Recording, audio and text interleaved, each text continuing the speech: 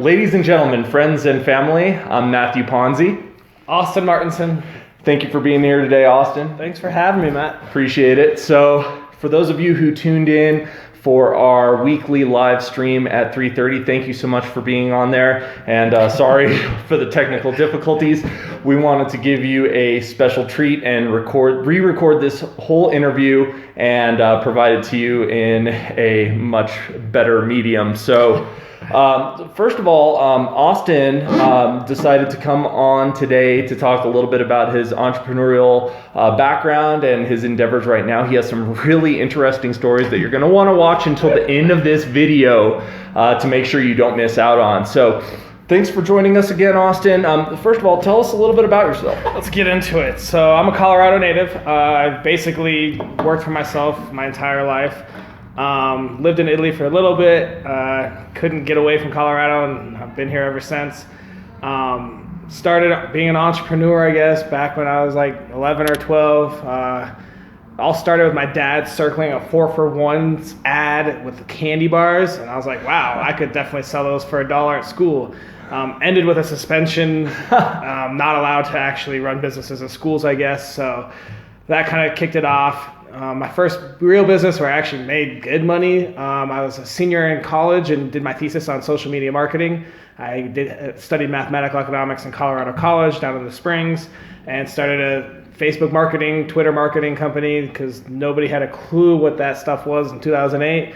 And so that's kind of where I started really kicking off some businesses. Oh, how funny. You know, that reminds me of a story when I must have been about 16 when I first started playing guitar. Mm-hmm. And we would walk around the neighborhood with this sounds bad, but a 6-pack of eggs, carton of eggs, and cleaning supplies. And we would go door to door, and we would offer, we would go ring on people's doorbells, let them know we were raising money for our band to get new equipment, and they could break an egg over our head for any donation. And then you're going a different route. Yeah, exactly. Then most people didn't take us up on the egg breaking, but we sure did get a good amount of donations.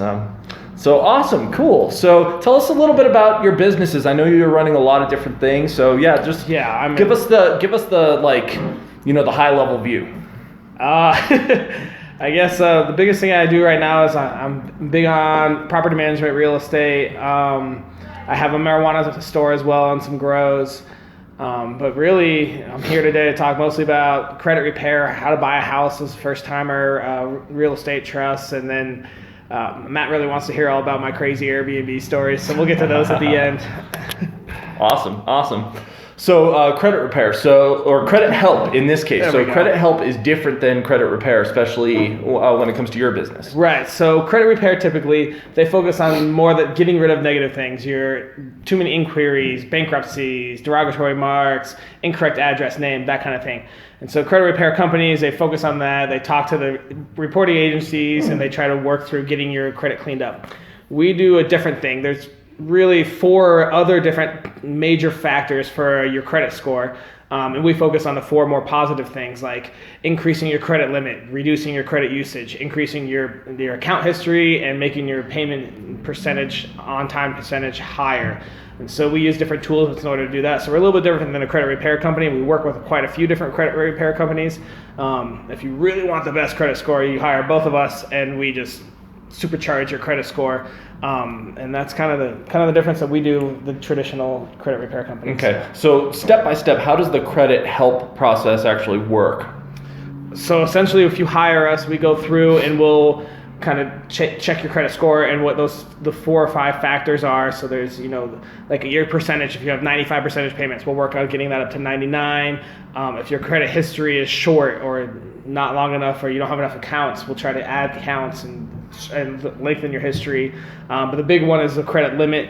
If you're only approved for $5,000 or $10,000, we can help work on making sure that your credit score shows that you're approved for $20,000 or $30,000, and that, in essence, will help your credit score increase. Awesome. Hopefully. Yeah.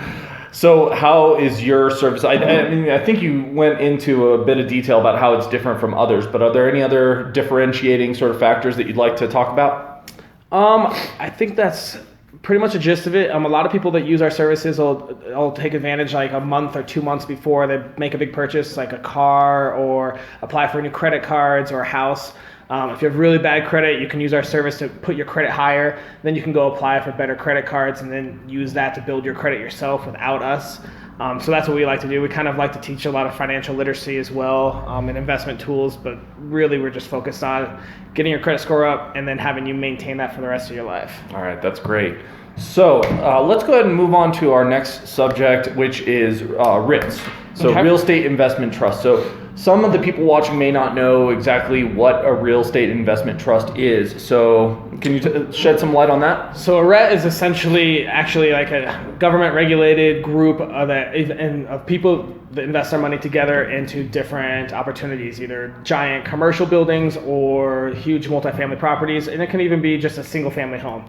I have more experience as more just a real estate group where we create our own company and we invest into the company and sell shares of that company, and then that company owns different properties. So they're a little bit different. One's very more regulated and one's less regulated. Both have somewhat the same idea. Awesome. Yeah. And what type of properties do REITs own and manage? So we can do any REIT can do anything they want. Right now, most of my groups are doing residential. So say 10 people get together, they each have $15,000 they want to invest, and then we go buy a $150,000 house.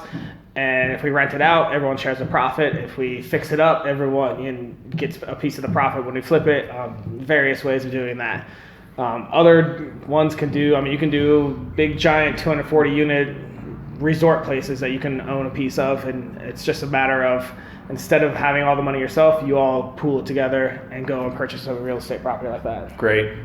And what are the specific investment benefits of REITs? Because they're a little bit different than other types of investments. Well, yeah, the general kind of a group buying it, it's a way that you can buy a larger property without having all your money invested in it or without having a mortgage there. So if you're buying a house just by yourself and you can't afford the whole thing cash out front, you're going to take out a mortgage. In the end of that mortgage, 30 years, you're going to be paying almost twice what the house cost.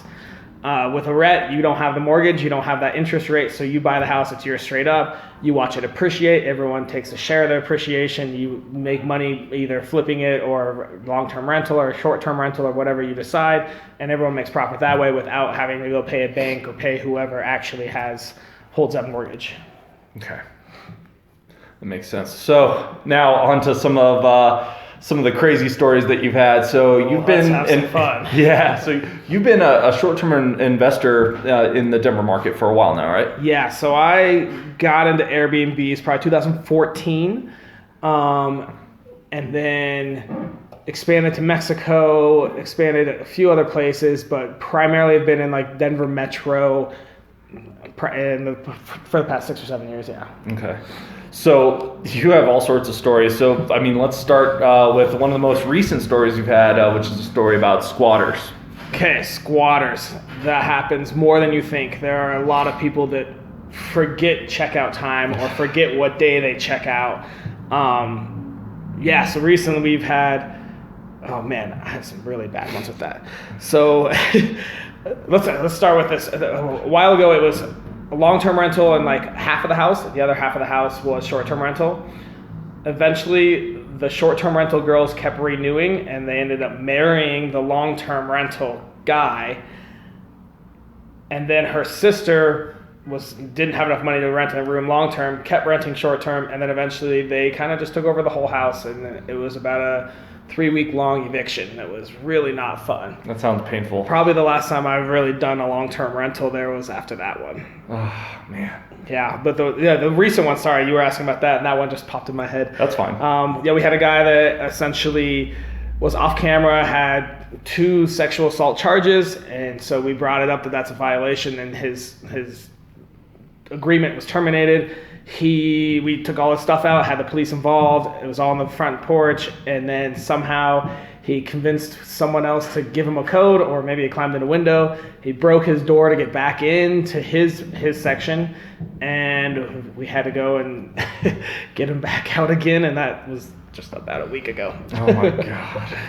So you've also had a fair share of drug use in your properties as well. Drugs are common. So my Mexican penthouse in Playa del Carmen was pretty much drugs every time we cleaned. Cocaine, Molly, those are probably the two biggest ones. Probably pills. Our cleaner would always find stuff. I don't know what they did with them. Maybe they just took them and resold them. Who knows? Oh, yeah. But lots of drugs. In Denver specifically, there's a lot of heroin use that we've run into. One time we had a guest that didn't check out, so we go to clean. We're texting him, calling him, telling him that all this stuff is here. We're going to be putting it on the sidewalk. His reservation ended after like 3 days. Went, opened the drawer, found a bunch of heroin needles, paraphernalia, called the police. Hey, come take care of this. We want to file a report, especially because you want to be very clean, cut and dry when you talk to Airbnb or whatever about what this guest has done. Right. And you'd love a police report, helps too. And then we had changed the codes. He must have snuck through a window, or maybe we left the door open, but he came in, scared the heck out of us. Didn't say a single word. We're both standing there with sheets in our hand or a pillow or whatever. Walks right into the drawer with all the drugs, grabs it, the entire drawer. He probably would have taken the nightstand if he could. Walks right out, goes up, no words said, gets in his car. We watch him drive off, and both of us are just standing there, just kind of no idea what happened. Oh my God. Another crazy one was this was a couple that rented, and they had, I think it was about a week and a half. After about a week, we had complaints about them being disruptive or something, so we kind of told them we were going to go check out what was going on. They ended up shortening their reservation, so they pretty much canceled it and said, we don't want you coming in, we're leaving. So we went to go clean, and they obviously hadn't moved their stuff for some reason, and there was needles all over the common area, and they said they were both diabetics, and there was absolutely no diabetic needles anywhere in there. And so as we were cleaning, called the cops again on their way, opened the closet door, and this really cute, 2-month-old puppy just jumps out.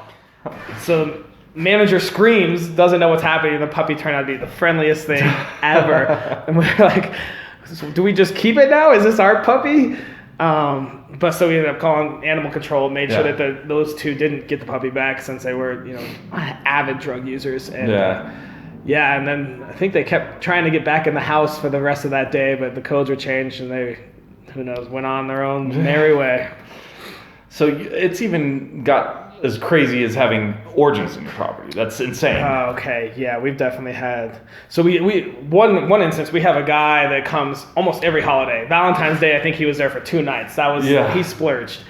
He comes for St. Patty's Day, New Year's, and he just rents a room. He doesn't even rent one of our apartments, just a room in a house, and brings 2 girls every time, has 3 guests, and at this point now we're friendly, we know each other's name, we all know what's going on, and whoever has to clean that room afterwards is always dang it.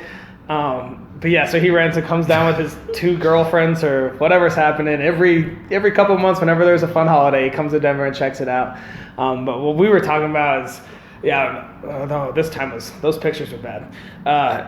In the penthouse in Mexico, it's a 3-bedroom, 3-story penthouse with a rooftop pool.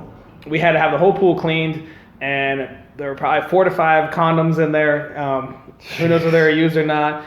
It was rented to, I think, 8 women for a bachelorette party, and who knows what happened there, but there were sex toys all over. There was obviously condoms all over. The bed sheets were all destroyed. I think it was $600-700 just to replace everything because nobody wanted to touch it. We all had hazmat suits on to go get that one taken care of. That's insane. And then probably the craziest story, your SWAT team break-in. This was not too long ago either. So this one was, I've seen a lot, but this one was a whole nother level. So essentially I get 5 calls in a row from a number. I don't know who it is. I'm in a meeting or something. I get out, and finally they text me and they go, this is, Officer David or whatever his name was, and I need to talk to you urgently. And in my mind, I immediately think okay, who's in trouble? Who got hurt? What's happening? Going through my list of friends and family, what's happening? Call him back, and he's like, hey, do you know these people? I'm like, no. He's like, I'm going to send you pictures. Are you associated with this property? Yeah, I know this property. Okay, we believe that they're in that property. I'm like, okay, well, let me go find out what's happening. So hang up with him. He sends me pictures. They're FBI most wanted, the 2 of them. We go and realize that they booked the apartment. It's a basement, a 2-bedroom apartment, and essentially, I guess he booked under his brother's name, stole his account, booked it there, so we all thought it was his brother. I don't know how the police found him. They found him within 12 hours. It was crazy. And then they ended up shutting down the whole street, whole block. All our neighbors were pissed, couldn't get to their homes. So SWAT had mobile command. We're sitting there like, here's the codes, just go in. Like, don't break anything, open the door and go in. That's not what happened. They busted out every single window in the basement, threw tear gas everywhere. There wasn't a window in the bathroom, so they busted a hole through the kitchen into the bathroom so they could throw tear gas in there. It was about 8 hours of just adrenaline, Pandemonium. What's going on. We cleared out the rest of the house, and eventually they went in and got them, and about $25,000 worth of damage that SWAT said, oh, we don't pay for damage. That's your problem. Good luck. So that was an Airbnb guest, and Airbnb, for the first time I've ever heard of, actually paid us out, surprisingly. So that doesn't usually happen. No, with Airbnb, you never get paid out. They are guest friendly, and if you're not a guest, they give you a big middle finger. And so, yeah, so we don't use Airbnb too much, but that one was Airbnb, and they actually did it right. So kudos to them. But that was a long day and a long 2 months of rebuilding and finding contractors and having to literally rebuild the entire house. That's insane. It was absolutely insanity.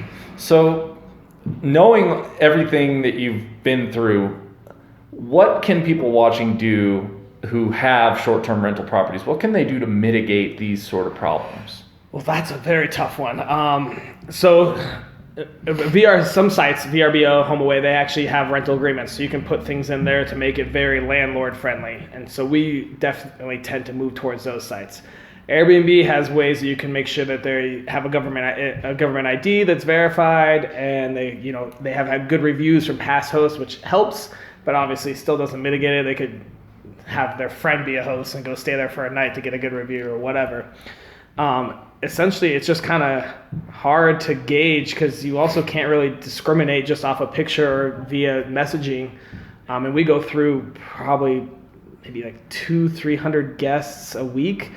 Something like that. So, I mean, it's tough to get that process down. So we just have a lot of safe falls that go in ways that we can make sure that we are compensated if they do break or ruin things. I mean, we have, extra, like drug paraphernalia cleaning is an extra charge and all this kind of stuff that we can take pictures, proof, bring the police report, and show it to them to make sure that we're compensated.